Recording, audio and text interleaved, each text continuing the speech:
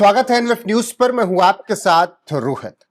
श्रीलंका में भारत ने एक बहुत बड़ी डील कर ली है, जिसके बाद चीन को निश्चित तौर पर इससे परेशानी हुई होगी। आपको बता दें कि चीन को झटका देते हुए श्रीलंका के सबसे बड़े कमर्शियल शिपयार्ड में बहुमत की हिस्सेदारी भारत ने हासिल की है और 51% की यह हिस्सेदारी जब कोलंबो डॉकयार्ड पर भारत ने हासिल की है, तो इसको कहा जा रहा है कि हम्बनटोटा बंदरगाह का बदला चीन से भारत ने ले लिया है। अब कितना महत्वपूर्ण हो जाता है भारत की इस हिस्सेदारी को लेकर, क्या कुछ इससे भारत को फायदे होंगे, ये हम समझेंगे। मेरे साथ इस वक्त विंग कमांडर पुष्कल द्विवेदी रिटायर्ड हैं। बहुत बहुत स्वागत सर आपका एनएफ न्यूज पर। नमस्कार। हर महादेव। सर, जब हम्बनटोटा पर चीन का कब्जा हुआ था तब खूब सवाल उठे थे, लेकिन अब कोलंबो डॉकयार्ड पर भारत की इस 51% हिस्सेदारी को किस तरीके से देखें?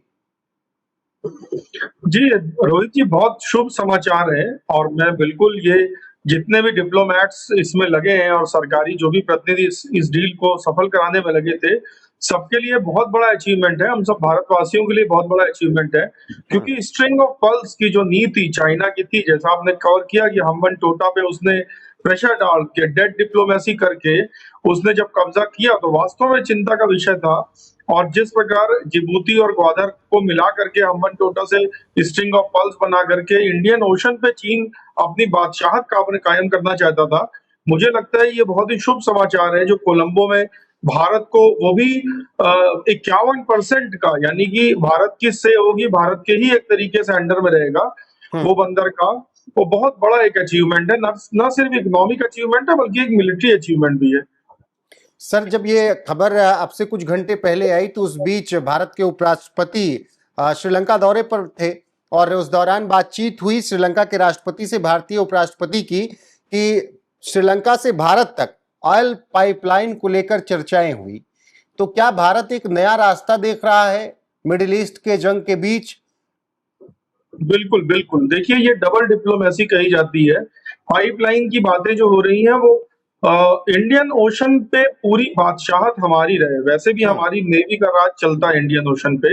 ये बात इस बार भी सिद्ध हो गई, जो ईरान का जो संकट हुआ, जो स्ट्रेट ऑफ हार्मूज का संकट हुआ, उसमें भी ये बात सिद्ध हो गई कि इंडियन ओशन पे भारतीय नौसेना की ही जो है बादशाहत चलती है। पाइपलाइन प्रोजेक्ट और ये बंदरगाह दोनों मिलना और दोनों शुरू होना, ये फ्यूचर की किसी ऐसी इवेंचुअलिटी के बारे में तैयारी है जहां पर कि हम कोलंबो तक बड़े शिप्स लाएं और कोलंबो के बाद उसको छोटे शिप्स में कन्वर्ट करके भारत के विभिन्न बंदरगाहों पे हम अपना माल रूट कर सकें। प्लस इसके सामरिक महत्व भी है। चलता फिरता एक हमको military airbase, military naval base मिला जा रहा है, भले ही वो डिक्लेयर ना हो, लेकिन जरूरत पड़ने पर सामरिक कारणों में हमारे सैन्य मामलों के लिए उसको बिल्कुल यूज किया जा सकता है और यूज होगा भी। रिपेयरिंग का बहुत बड़ा हब सेंटर है कोलंबो डॉकयार्ड, और पूरे विश्व की जितनी भी शिप्स हैं जो यहाँ से गुजरती हैं, एक बड़ा प्रतिशत है उनका जो यहाँ पे रिपेयर सर्विसेज लेता है, मेंटेनेंस सर्विसेज लेता है। तो भारत का क्लाउड पूरे इंडियन ओशन में बढ़ाने के लिए एक बहुत अच्छा कदम है। पाइपलाइन प्रोजेक्ट के बारे में तो मुझे लगता है ये बहुत स्मार्ट प्रोजेक्ट है और ये प्रोजेक्ट जितनी जल्दी जो भी सरकार सत्ता पे रहे आने वाले 7-8 सालों में, उसको जल्दी से जल्दी इसको पूरा कर लेना चाहिए, जिससे भारत और भी ज्यादा मजबूती से इस इंडियन ओशन के रूट पे खड़ा हो जाए। सर, कोलंबो डॉकयार्ड से दुनिया का 1/3 से ज्यादा बल्क कार्गो और दुनिया भर के तेल शिपमेंट का 2/3 हिस्सा गुजरता है।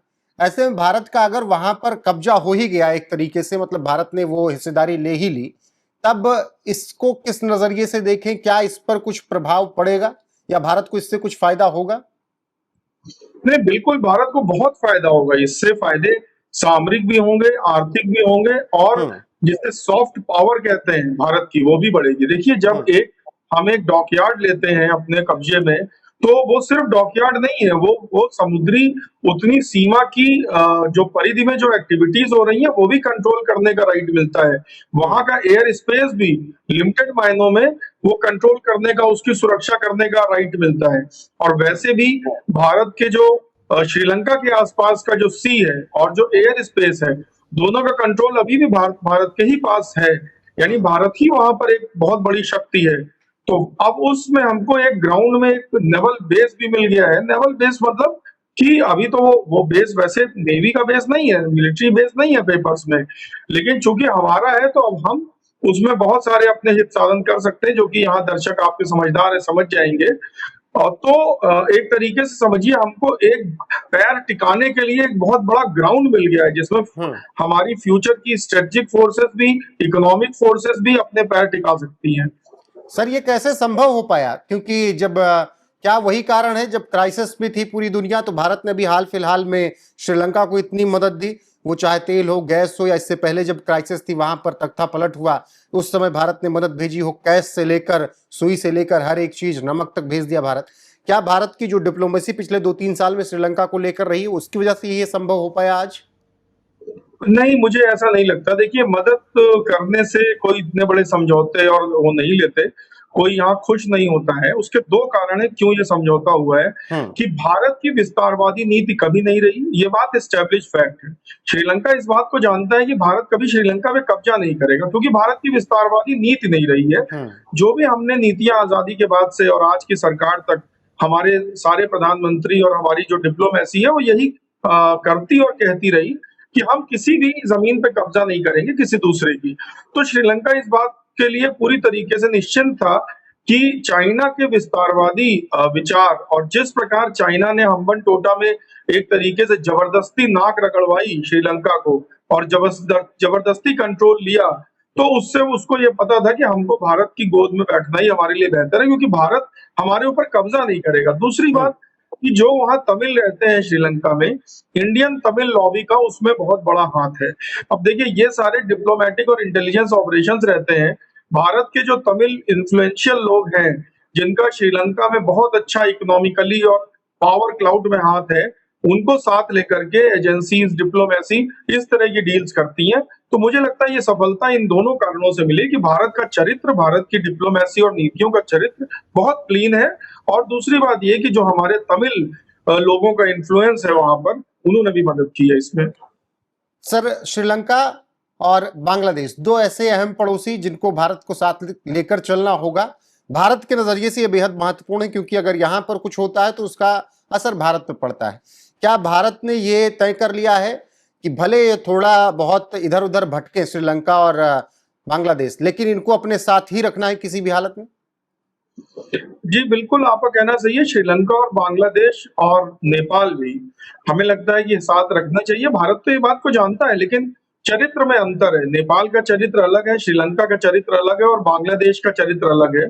तो उनको कब्जे में रखने की, अपने अपने साथ बनाए रखने की, अपने छोटे भाई की तरह रखने की नीतियां अलग है। श्रीलंका में जो विद्रोह हुआ और उसके बाद जिस प्रकार से वेस्टर्न और चाइनीज शक्तियों ने वहां पर अपना इन्फ्लुएंस दिखाया, तो आज श्रीलंका के पास भारत के सिवा कोई सेफ ऑप्शन भी नहीं है, क्योंकि एक तरफ इस्लामिक देशों की जिहादी मानसिकता है, दूसरी तरफ चीन की विस्तारवादी मानसिकता है और तीसरी तरफ अमेरिका जैसी कंट्रीज की वो मानसिकता है जिसमें श्रीलंका जैसे थर्ड वर्ल्ड कंट्रीज को अपना गुलाम आज भी मानते हैं। तो मुझे लगता है बहुत बुद्धिमानी पूर्ण निर्णय है श्रीलंका का कि वो भारत के नजदीक आ रहा है। रही बात बांग्लादेश की, तो बांग्लादेश का चरित्र मजहबी है, वहां की डीलिंग अलग है और सिमिलरली नेपाल की डीलिंग अलग है।